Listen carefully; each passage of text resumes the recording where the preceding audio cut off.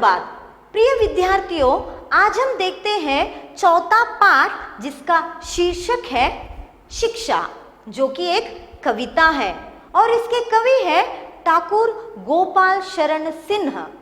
कवि गोपाल शरण सिंह जी का जन्म 1892 ईस्वी में झांसी में हुआ। उनकी माता थी प्रभुराज कुंवरी और पिता थे ठाकुर जगत बहादुर सिंह। उनके पिता संस्कृत के बड़े पंडित थे और ठाकुर जी ने अपने 13 साल की उम्र में अंग्रेजी पढ़ना आरंभ किया। उनका महाकाव्य था जगदालोक, जिसके लिए उत्तर प्रदेश सरकार ने उन्हें पुरस्कृत भी किया है। कवि का जो भाषा है बहुत ही सरल और बोलचाल की भाषा है, जो कि बहुत ही अच्छे से समझ में आने वाली भाषा में है। और कवि की मृत्यु 1960 ईस्वी में हुई। और प्रस्तुत जो कविता है शिक्षा, इसमें कवि ने ये बताया है कि जो इंसान है, मनुष्य है, बहुत सारे चीज़ों को अनुकरण करके सीखता है, अर्थात दूसरों को फॉलो करके सीखता है। जैसे कि मातृभाषा बोलना। मातृभाषा मतलब जैसे हम घर में भाषा बोलते हैं, मदर टंग आप कहते हो, वो भाषा हमने कभी किताब से पढ़कर नहीं सीखा, ना कि हमने व्याकरण के बारे में बहुत अच्छा ज्ञान पाने के बाद सीखा, लेकिन हम हमारी जो मातृभाषा है बहुत अच्छे से बोल सकते हैं। कैसे? जैसे हम अपने माँ बाप को हमने फॉलो किया, जैसे उनके बोलते हुए हमने सुना और हमारे घर के लोग जैसे बोलते उसे सुन सुनकर उनका अनुकरण करके हमने मातृभाषा बोलना सीखा, है ना। उसी प्रकार मनुष्य के जीवन में बहुत सारे चीज़ें हैं जिसे हम दूसरों को अनुकरण करके सीखते हैं। इंसान के जीवन में बहुत सारी चीज़ें ऐसे हैं, कुछ चीज़ें हम अपने माँ बाप से सीखते हैं, कुछ हमारे गुरुजनों से, शिक्षकों से, कुछ हमारे आसपास के प्रकृति को देखकर सीखते हैं और कुछ चीज़ें हम किताबों से पढ़कर सीखते हैं। और इस कविता में कवि ने ये भी कहा है कि जीवन में सफलता प्राप्त करने के लिए हमें मुसीबतों का सामना करना होता है, मुश्किलों का सामना करना होता है। बिना परिश्रम के कभी भी सफलता नहीं मिलती, कभी भी सुख प्राप्ति नहीं होती। आगे बढ़ते हैं कविता की तरफ। इस कविता में कवि अनुभव के द्वारा शिक्षा प्राप्त करने के अनेक उदाहरण प्रस्तुत करते हैं। इस कविता में कवि बहुत सारे ऐसे उदाहरण देते, एग्जाम्पल्स देते हैं जहाँ पर इंसान अनुभव, एक्सपीरियंस से सीखता है, या दूसरों को अनुकरण करके सीखता है, या अपने आप ही कुछ चीज़ों को सीखता है। जीवन में यश के प्राप्ति के लिए अनेक प्रकार की मुसीबतों का सामना करना पड़ता है। अगर जीवन में सक्सेस चाहिए, सफलता चाहिए, बहुत सारे मुश्किलों का सामना करना पड़ता है, मुसीबतों का सामना करना पड़ता है। बिना परिश्रम के हम कभी सुख प्राप्त नहीं कर सकते। बिना परिश्रम, बिना हार्ड वर्क किए हमें कभी भी सुख प्राप्त नहीं हो सकती। सोचिए, बिना आपके पढ़े, बिना एग्जाम के लिए प्रिपेयर हुए आपको अच्छे मार्क्स मिल सकते हैं? नहीं। बिना परिश्रम के कभी भी सुख प्राप्त नहीं हो सकती। जैसे बिना पढ़े आपको अच्छे अंक नहीं मिल सकते, उसी प्रकार बिना परिश्रम के हमें कभी भी सुख प्राप्त नहीं हो सकती है। आगे हम कविता के तरफ बढ़ेंगे। पहली 4 पंक्तियों को मैं पढ़ूंगी, आप मेरे साथ अनुकरण वाचन करोगे। ये कविता आपको कंठस्थ करने के लिए नहीं है। शिशु ने दुनिया में आकर रो रो कर हंसना सीखा, लघु होकर बढ़ना सीखा, गिर गिर कर चलना सीखा। दोहरा देती हूँ मैं। शिशु ने दुनिया में आकर रो रो कर हंसना सीखा, लघु होकर बढ़ना सीखा, गिर गिर कर चलना सीखा। हम देखते जब बच्चा पैदा होता है वो रोने लगता है। आपने किसी बच्चे को देखा पैदा होते होते हंसते? बिल्कुल नहीं। वो पहले रोता है, फिर जैसे जैसे दिन बढ़ते जाते हैं वो बढ़ता जाता है, रोना छोड़कर वो हंसने लगता है। अपने आप ही लोगों को देखकर, दूसरे चीज़ों को देखकर वो हंसने लगता है। लघु होकर बढ़ना सीखा। जब बच्चा पैदा होता है बहुत ही छोटा सा, इतना सा होता है, लेकिन जैसे जैसे दिन चला जाता है वो बढ़ते बढ़ते जाता है। आप भी जब बचपन बहुत छोटे, फर्स्ट स्टैंडर्ड में कैसे थे, अभी 8th स्टैंडर्ड में बड़े हो गए हो, उसी प्रकार बच्चे लघु होकर बढ़ना सीखते हैं। गिर गिर कर चलना सीखा। आपने किसी बच्चे को देखा पैदा होते चलते हुए? बिल्कुल नहीं। बच्चा जब पैदा होता है रोता है, फिर धीरे धीरे मुस्कुराता है, फिर हंसना सीखता है, फिर वो बड़ा होता है, फिर धीरे धीरे रेंगता है, 4 पैर से चलता है, फिर धीरे से उठकर खड़ा होता है। खड़े होते ही उठ के दौड़ने लगता है? बिल्कुल नहीं। बहुत बार गिरता है लेकिन कभी हार नहीं मानता, फिर से उठकर खड़ा होता है, फिर गिरता है, फिर उठकर खड़ा होता है। ऐसे गिर गिर कर उसने चलना सीखा। तो इस पंक्तियों में कवि क्या कहते हैं? दुनिया में जो जब शिशु जन्म लेता है वो पहले रोता है, फिर रो रो कर धीरे धीरे हंसना सीखता है, फिर छोटा होता है वो धीरे धीरे बढ़ना सीखता है, और वो छोटे से बड़े होने के बाद चलना सीखता है। वो चलना ऐसे नहीं सीखता, गिर गिर कर चलना सीखता है।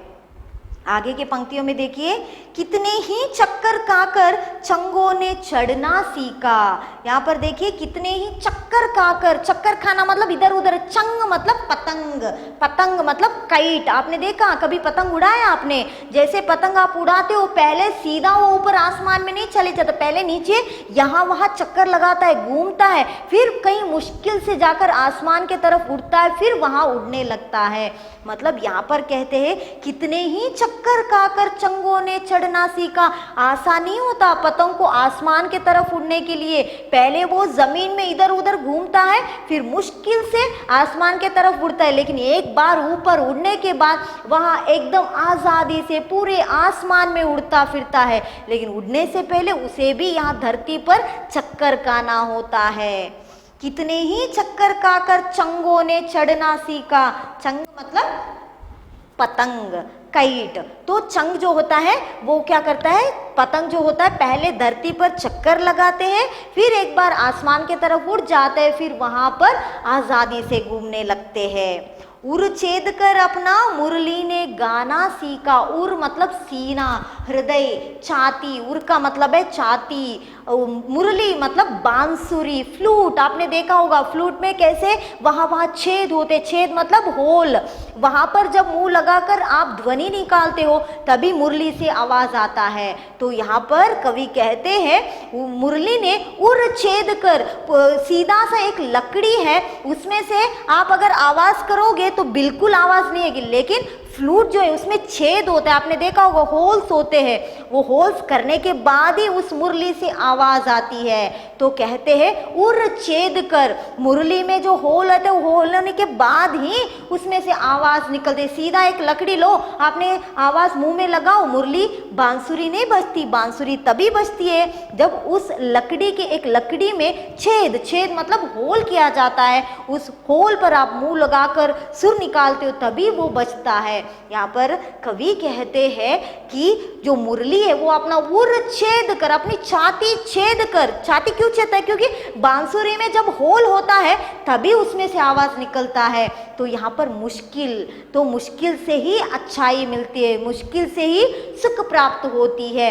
जिस प्रकार से जो पतंग है वो एकदम से सीधा आसमान की तरफ नहीं उड़ता, पहले धरती पर चक्कर खाता है, फिर जाकर आसमान में उड़ता है। उसी प्रकार जो बांसुरी है, मुरली है, उसमें जब छेद होता है तभी उसमें से सुरीला आवाज निकलती है। बांसुरी आप बजा सकते हो। आगे के पंक्तियों में, मिट मिट कर वारिदरों ने पानी बरसाना सीखा। वारिधर मतलब बादल, क्लाउड्स। आप देखते हो आसमान के तरफ बहुत सारे क्लाउड्स, बादल होते हैं। जब बारिश आता है तो बादल एकदम पिघल जाते हैं, मेल्ट हो जाते हैं, बिखर जाते हैं। बारिश को बरसाने के लिए, पानी बरसाने के लिए बादल को क्या होना पड़ता है? खुद मिटना पड़ता है, खुद को खत्म होना पड़ता है। बादल खत्म होने के बाद ही क्या आता है? बारिश। आप आसमान की तरफ देखो, एकदम काले बादल। जब बारिश खत्म हो जाता है, बारिश पानी बरसा देता है, बादल पानी बरसाने के बाद आसमान के में कोई बादल नहीं होते हैं। यहाँ पर क्या कहते हैं कवि? मिट मिट कर वारिदरों ने पानी बरसाना सीखा। बादल जो है खुद को मिटाकर, अपने आप को खत्म कर कर धरती पर पानी बरसाते। इतना आसान नहीं होता। बादल को क्या करते? बादल अपने आप को मिटाकर, अपने आप को खत्म करके वो आसमान से धरती पर पानी बरसाते हैं। तरु गिरिवर से गिर गिर कर नदियों ने बहना सीखा। गिरिवर, गिरी मतलब पर्वत, तरु मतलब पेड़। आप देखते हो जब नदी बहती है तब सामने से बहुत बड़ा पत्थर होता है, लेकिन नदी वहां पर नहीं रुकती, वो क्या करती है उसको पार करके आगे बढ़ती है। गिरी मतलब पर्वत, इतना बड़ा पर्वत है, पर्वत से भी गिरकर नदी को आना पड़ता, इतने ऊपर से गिरता है। पेड़ पौधे पत्थर, इन सारे मुसीबतों को पार करके नदियों ने बहना सीखा। भले ही कुछ भी सामने आए, नदी रुकते नहीं है, वो आगे बढ़ते रहते हैं। उसी प्रकार हमें भी अपने जीवन में हर मुश्किल का सामना करते हुए आगे बढ़ते रहना चाहिए, मुश्किलों से कभी डरना नहीं चाहिए। तो इन पंक्तियों का क्या भावार्थ हुआ? पहली पंक्तियों में क्या कहा कवि ने?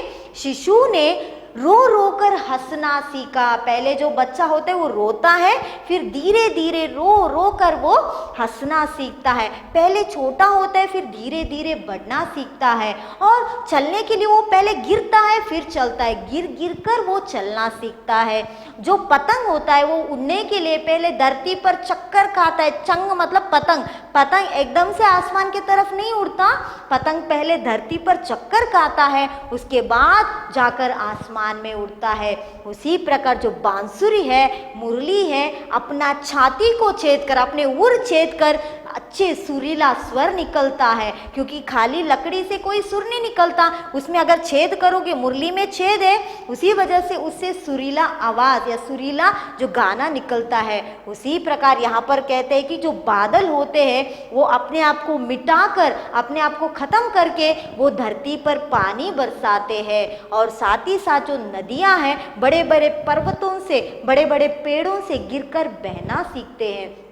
उसी प्रकार हमें भी जीवन में आए सारे मुसीबतों का सामना करना चाहिए, परिश्रम से कभी डरना नहीं चाहिए। जो इंसान परिश्रम करता है वो हमेशा जीवन में सफल होता है, यही इस कविता का उद्देश्य है। उम्मीद है आपको बहुत अच्छे से समझ में आ गई है।